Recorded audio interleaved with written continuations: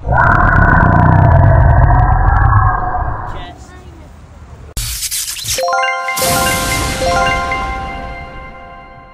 po, sinusubaybay na po natin ang paglapit natin dun sa Argentinosaurus na tinatawag nila. Nakikita nyo po, isa po talaga sila napakalaking dinosaur. Ayan po, meron din po doon. At titingnan po natin kung anong mauna po nating malapitan. Pero make sure po natin, wag po natin lalapitan yung mga T-Rex dahil nakakatakot po sila. Baka ano pong gawin sa atin, okay? Isa po silang totoong dinosaur. Gumagalaw po sila at nag-roar. Oh my God!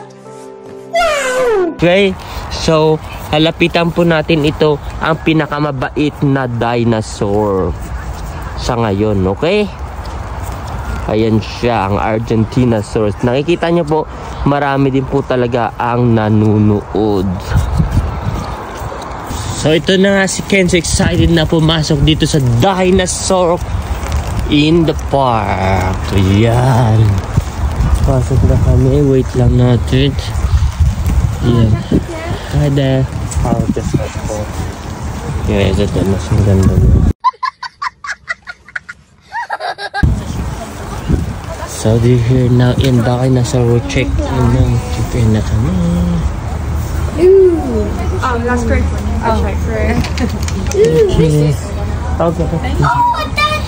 Oh, so we're na. Oh my God. The dinosaurs. Yes, nakikita niyo po.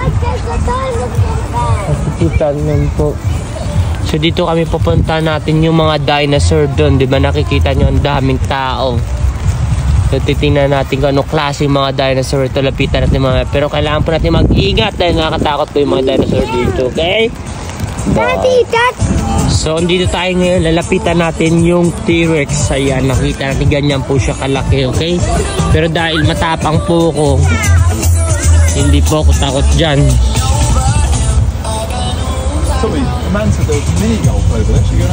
Look. Ayan siya. Ganyan siya kalaki. Ang T-Rex, ano? Kahit maulan, T-Rex, pinuntahan kita dito. Subukan mo kung kainin dahil Ganun yung mga tayo.